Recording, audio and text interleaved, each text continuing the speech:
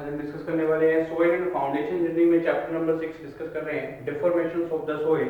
तो last lecture में हमने डिस्कस किया डिफरेंट टाइप्स ऑफ मूवमेंट्स के बारे में जो सोइल के रिगार्डिंग, और हमारे जो प्राइमरी कंसोलिडेशन सेकेंडरी कंसोलिडेशन क्या होती हैं इसके बारे में जाना। आज हम डिस्कस करने वाले हैं कुछ इंपॉर्टेंट डेफिनेशंस के बारे में और उनकी कुछ प्रैक्टिकल सिग्निफिकेंस क्या रहते हैं इन द सोइल मैकेनिक्स। ठीक है जी, तो देखेंगे हमारी जो इम्पोर्टेंट टर्म्स हैं related to the soil engineering क्या रहेंगी। ठीक है, तो सबसे पहले देखेंगे compression index. Compression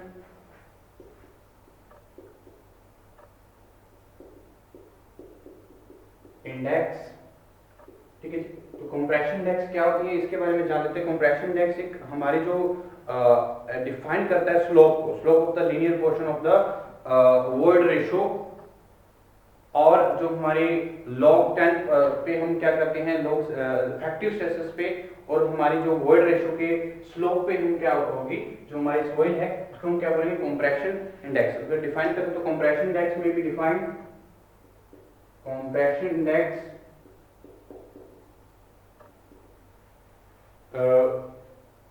is defined as the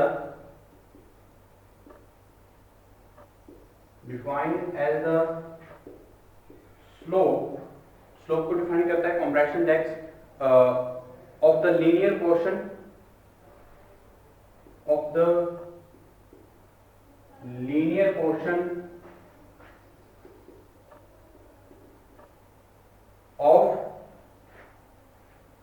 of the void ratio versus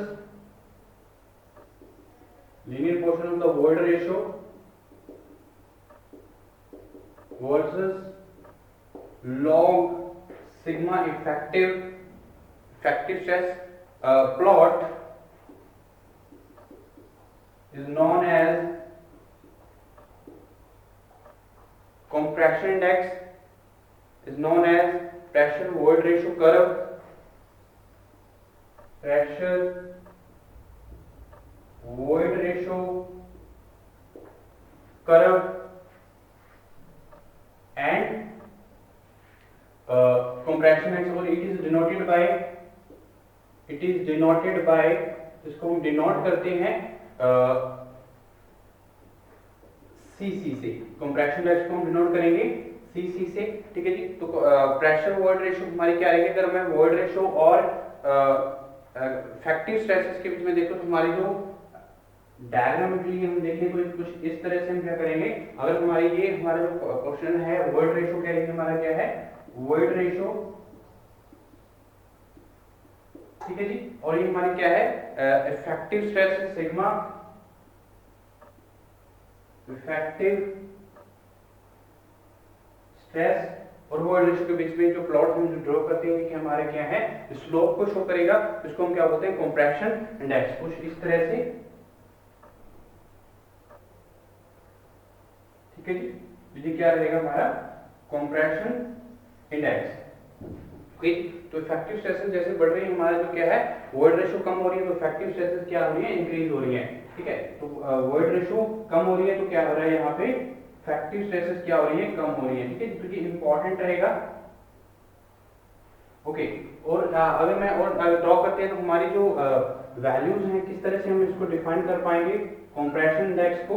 ठीक है जी, तो कंप्रेशन इंडेक्स जो हमारा रहेगा इसमें जो वैल्यूज हैं देखिए जो इफेक्टिव स्ट्रेसेस को हम जो प्लॉट बनाते हैं वो क्या है लॉग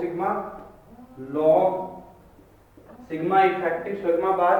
ठीक है, तो सिग्मा बार और वॉइड रेशियो ये हमारा क्या रहेगा वॉइड रेशियो, और ये क्या है हमारा लॉग सिग्मा इफेक्टिव स्ट्रेसेस के बीच में प्लॉट जो बना रहे हैं ये इंपॉर्टेंट रहेगा फॉर द कंप्रेशन इंडेक्स को शो करने के लिए। ठीक है जी, तो प्रेशर वॉइड रेशियो कर्व किस तरह से हम शो करेंगे। अगर मान लीजिए वॉइड रेशियो में ई से नोट करते हैं और सिग्मा से नोट करते हैं तो इसमें हमारी जो वैल्यूज हैं मान लीजिए इफेक्टिव स्ट्रेस हमारा वॉइड रेशियो इतनी है तो हमारे पास इफेक्टिव स्ट्रेस की वैल्यू कहां पे लाई करेगी, और ये स्लोप को डिफाइन करेगा कुछ इस तरह से।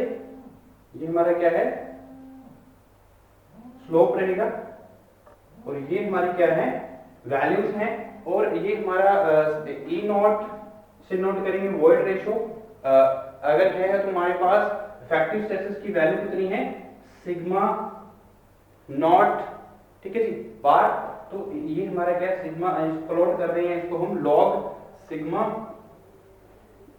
बार से, ठीक है। तो इस तरह से वॉइड रेशियो की वैल्यू अगर हमारे पास कम होती है, यानी कि E1 वॉइड रेशियो है हमारे पास, तो स्लोप को शो कर रहे हैं इस तरह से, जो यहाँ पे हमारे इफेक्टिव स्ट्रेसेस क्या है, सिग्मा 1 से नोट करते हैं, तो इफेक्टिव स्ट्रेसेस इंक्रीज हो रही है due to the decreasing of the void ratio. तो इस स्लोप को शो करने के लिए हमारा जो ग्राफ है, इसको हम कर्व है, इसको क्या बोलते हैं, pressure void ratio curve, pressure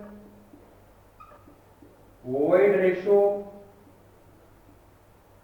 curve, ठीक है। तो प्रेशर वॉइड रेशियो कर्व क्या होता है, इसके बारे में हमने जाना है। तो नेक्स्ट अगर मैं बात करूं प्रैक्टिकल सिग्निफिकेंस की, तो प्रैक्टिकल सिग्निफिकेंस क्या रहता है for the pressure void ratio curve, ठीक है जी। तो हमारी जो सीसी की जो वैल्यूज हैं कैसे कैलकुलेट की जाती हैं, ये इंपॉर्टेंट रहेगा फॉर द कंप्रेशन इंडेक्स, ठीक है जी। तो सीसी की वैल्यूज को अगर मैं कंप्रेशन इंडेक्स की वैल्यू को कैलकुलेट करना चाहता हूं, तो मैं मोस्ट इंपॉर्टेंट रिलेशन जो है यूज करना होता है हमारी जो difference of the void ratio, जो हम डिफरेंस क्या है इसमें, वॉइड रेशियो का डिफरेंस क्या रहेगा, by log 10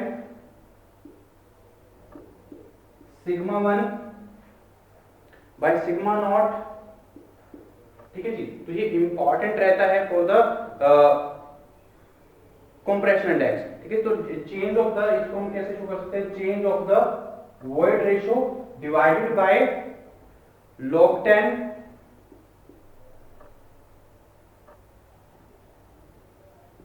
log 10 sigma 1 by sigma naught, ठीक है। तो ये इंपॉर्टेंट रहेगा फॉर द कंप्रेशन इंडेक्स। तो प्रैक्टिकल सिग्निफिकेंस के बारे में, तो प्रैक्टिकल सिग्निफिकेंस क्या रहेगा, और हमारी जो कंप्रेशन इंडेक्स हैं इनकी जो वैल्यूज हैं इसके बारे में जान लेते हैं क्या रहेगी। ओके, तो प्रैक्टिकल सिग्निफिकेंस क्या रहता है for the compression index, practical significance of the compression index, ठीक है। तो अगर बात करूं, the compression index is extremely useful for determination of settlement of soil in the field, ठीक है जी। तो हमारी जो वैल्यूज हैं, अगर मैं बात करूं, the compression index is extremely useful for the determination of the settlement of the soil in the field.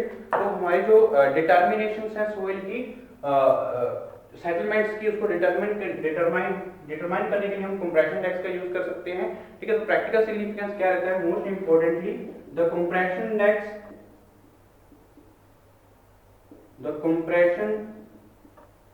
Index is extremely useful for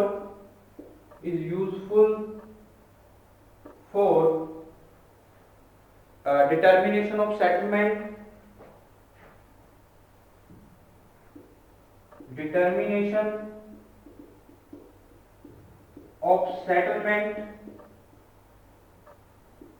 ठीक है जी, of soil in the field,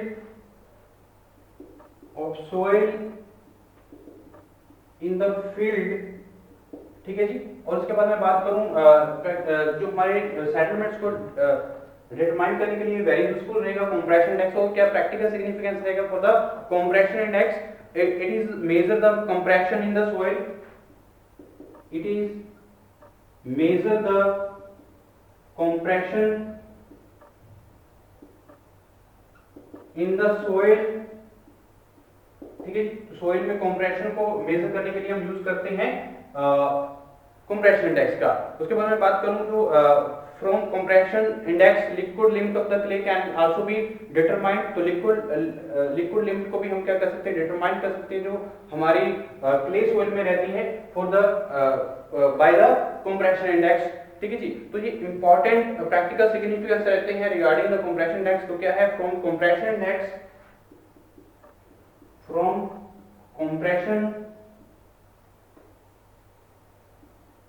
index liquid limit of clay soil, liquid limit of clay soil can be determined हम अगर undisturbed soil की बात करें तो undisturbed soil के लिए भी हम क्या कर सकते हैं, कंप्रेशन इंडेक्स की हेल्प से क्या कर सकते हैं, जो लिक्विड लिमिट को फाइंड आउट कर सकते हैं। अगर मैं देखूं for undisturb soil, undisturbed soil, तो अनडिस्टर्ब सोइल के लिए जो हमारी वैल्यूज है क्या रहेगी, कंप्रेशन इंडेक्स इक्वल टू क्या रहेगा 0.009 लिक्विड लिमिट -10 यूज कर सकते हैं फॉर द अनडिस्टर्ब सोइल। ठीक है, तो कंप्रेशन इंडेक्स की हेल्प से हम liquid limit of the clay soil can be determine. ठीक है जी। और अगर मैं बात करूं रिमोल्डेड सोइल की, फॉर रिमोल्डेड सोइल, तो देखिए रिमोल्डेड सोइल के लिए हमारी जो वैल्यूज हैं कैसे कैलकुलेट की जाएंगी, फॉर रिमोल्डेड सोइल, तो रिमोल्डेड सोइल की बात करें तो हमारी जो कंप्रेशन इंडेक्स हेल्पफुल रहेगी for the calculation of liquid limit, तो क्या रहेगी, सीसी इज इक्वल टू क्या रहता है, is equal to 0.0707 liquid limit minus 10। तो ये इंपॉर्टेंट रिलेशन रहेंगे for the calculation of liquid limit for undisturbed soil and remoulded soil. ठीक है जी। तो ये मेन इंपॉर्टेंट प्रैक्टिकल सिग्निफिकेंस रहते हैं for the determination of the settlement of the soil by the compression index, और हम कंप्रेशंस को फाइंड आउट कर सकते हैं थ्रू द कंप्रेशन इंडेक्स। तो ये मेन इंपॉर्टेंट बातें रहेंगी रिगार्डिंग द कंप्रेशन इंडेक्स। ठीक है जी। तो नेक्स्ट अगर मैं बात करूं हमारे जो मेन इंपॉर्टेंट डेफिनेशंस हैं उनके practical significance in the deformations of the soil. ठीक है, हम बात करते हैं नेक्स्ट इंपॉर्टेंट डेफिनेशंस की, क्या रहेंगी, कोएफिशिएंट ऑफ वॉल्यूम चेंज। तो कोएफिशिएंट ऑफ वॉल्यूम चेंज क्या रहेगा इसके बारे में जान लेते हैं। तो next most important coefficient of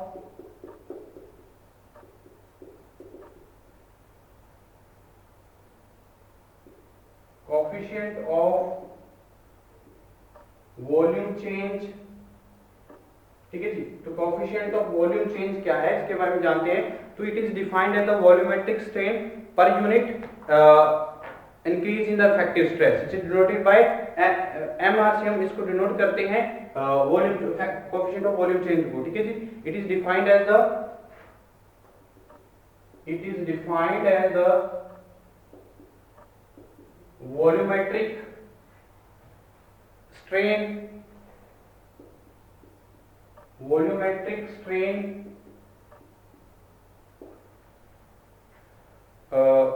per unit increase in effective stress, per unit increase in effective stress। ठीक है जी। तो इंक्रीज इन इफेक्टिव स्ट्रेस पर unit, increase in effective stress से हमारी वॉल्यूमेट्रिक स्ट्रेन जो डिफाइन करते हैं हम कोएफिशिएंट ऑफ वॉल्यूम चेंज, तो it is denoted by MR, it is denoted by MR. ठीक है, तो एमआर इज इक्वल टू क्या रहेगा, ठीक है, तो एमआर से हम डिनोट करते हैं कोएफिशिएंट ऑफ वॉल्यूम चेंज को। ठीक है, तो चेंज वॉल्यूमेट्रिक स्ट्रेन क्या रेशियो रहेगा, volumetric strain to the per unit increase in the effective stress. ठीक है जी। तो वॉल्यूमेट्रिक स्ट्रेन को हम कुछ इस तरह से करेंगे, del V by V naught original volume, change in volume by original volume. Volumetric strain क्या होता है, वॉल्यूमेट्रिक स्ट्रेन क्या होता है, हमारी जो change in volume by original volume by increase in the effective stress, change in the effective stresses of the soil. ठीक है, तो इस तरह से हम क्या कर सकते हैं, यूज करते हैं रिलेशन का for the calculation of the coefficient of volume change. ठीक है, अगर मैं बात करूं नेगेटिव साइन की, तो नेगेटिव साइन इज यूज्ड, यहां पे नेगेटिव साइन हम यूज करते हैं, क्यों करते हैं, negative sign is used taken because volume decreases with increase in stresses. ठीक है जी। नेगेटिव साइन यूज्ड बिकॉज़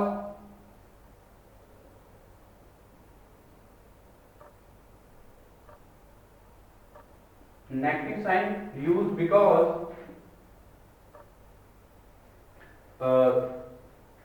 जो हमारी वॉल्यूम है वो सोइल की चेंज होती है with the increase in the stresses. क्यों होती है? हमारी जो वॉल्यूम चेंज क्यों होगी? Due to the volume decrease with increase in stress. Volume decrease with increase in stress. ठीक है जी, तो ये इंपॉर्टेंट रहता है फॉर द ओके जी, तो ये इंपॉर्टेंट रहेगा effective stress coefficient of the volume change. तो अगर मैं बात करूं कोएफिशिएंट ऑफ कंसोलिडेशंस की, तो कोएफिशिएंट ऑफ कंसोलिडेशंस क्या रहेंगे? Next important terms related to the soil, deformations of the soil रहेगी हमारी coefficient of consolidation,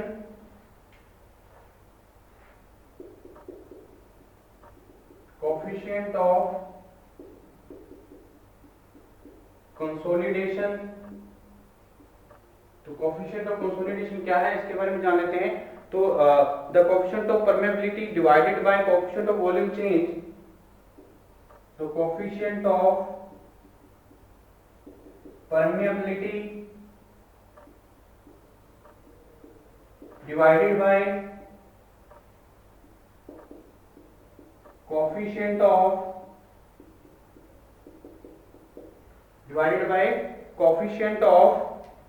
volume change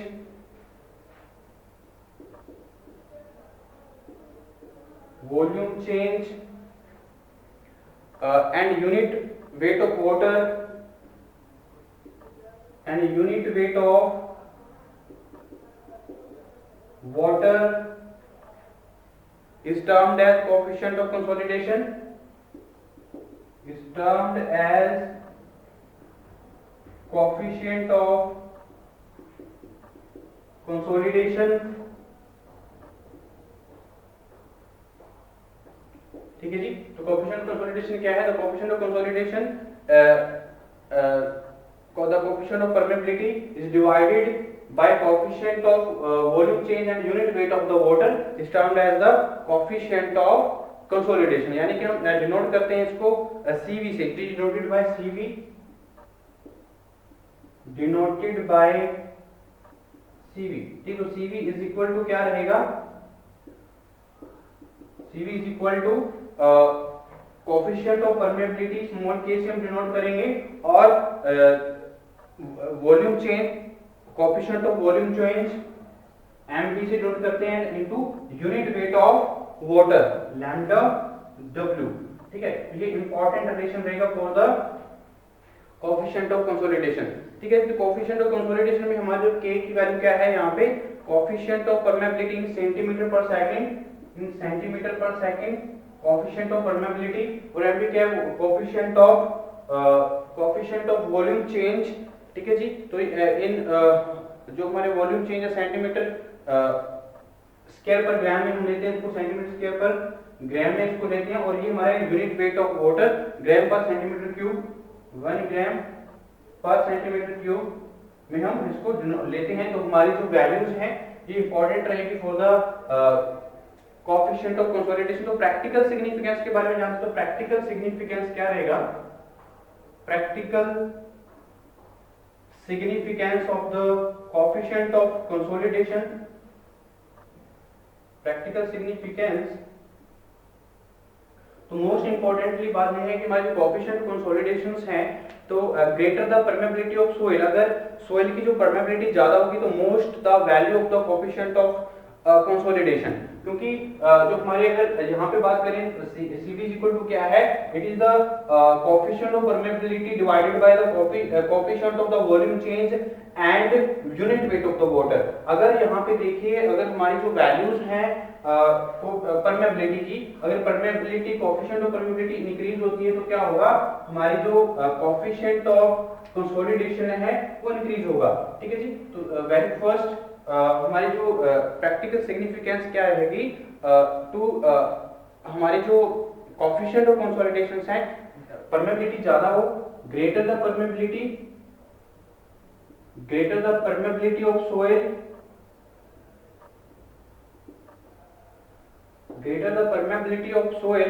more is the value of coefficient of consolidation, more is the coefficient of consolidation. तो consolidation की जो value है वो ज्यादा रहेगी जब क्या होगा, परमेबिलिटी ऑफ सोइल क्या हो, ज्यादा हो। ठीक है, तो ये मोस्ट इंपॉर्टेंट प्रैक्टिकल सिग्निफिकेंस रहेंगे for the coefficient of consolidation. तो नेक्स्ट अगर मैं बात करूं the value of as per the coefficient of volume change decreases and जो coefficient of consolidation also increases. ठीक है जी, तो हमारे at the coefficient of volume change as the coefficient of volume change decreases। ठीक है, यानी कि अगर इस कंडीशन में देखिए वो जो हमारी कोएफिशिएंट ऑफ वॉल्यूम चेंज क्या हो, डिक्रीज होगी, तो क्या होगा, CV क्या करेगा, इंक्रीज करेगा। तो CV इंक्रीजेस, तो CV क्या करेगा, इंक्रीज करेगा, एंड वाइस वर्सा।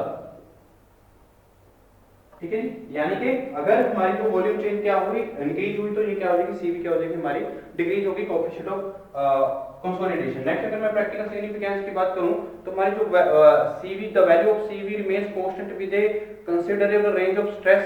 तो एक कंसीडरेबल रेंज जो रहेगी स्ट्रेसेस की, तब हमारी जो कोएफिशिएंट ऑफ कंसोलिडेशन है वो क्या रहती है, कांस्टेंट रहती है। तो value of coefficient of consolidation decreases when the value of liquid limit increases. ठीक है जी, तो कोएफिशिएंट ऑफ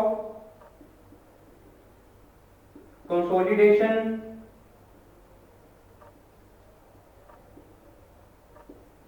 तो कोएफिशिएंट ऑफ कंसोलिडेशन क्या होगी, डिक्रीज होगी जब लिक्विड लिमिट क्या होगी, इंक्रीज होगी। Consolidation is decreases when liquid limit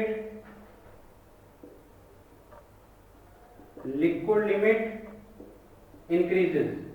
तो ये मोस्ट इंपॉर्टेंट प्रैक्टिकल सिग्निफिकेंस रहेंगे रिगार्डिंग द कोएफिशिएंट ऑफ कंसोलिडेशंस। ठीक है जी, तो हमारी जो कोएफिशिएंट ऑफ कंसोलिडेशन क्या है, it is the coefficient of permeability divided by the coefficient of volume change and unit weight of water is termed as the coefficient of consolidation. और most important practical significance रहेंगे इसे हम क्या है, coefficient अगर permeability of the soil क्या है, ज्यादा है, तो कोएफिशिएंट ऑफ कंसोलिडेशन क्या है, ज्यादा रहेगी। ठीक है, तो अगर परमेबिलिटी ज्यादा रहेगी तो कोएफिशिएंट ऑफ कंसोलिडेशन भी क्या होगी, ज्यादा होगी। और कोएफिशिएंट ऑफ वाटर अगर MV की वैल्यू क्या है, इंक्रीज करती है, तो हमारी जो CV की वैल्यू क्या करेगी, डिक्रीज करेगी। अगर MV की वैल्यू डिक्रीज करती है तो CV की वैल्यू क्या करेगी, इंक्रीज करेगी। और अगर हम बात करें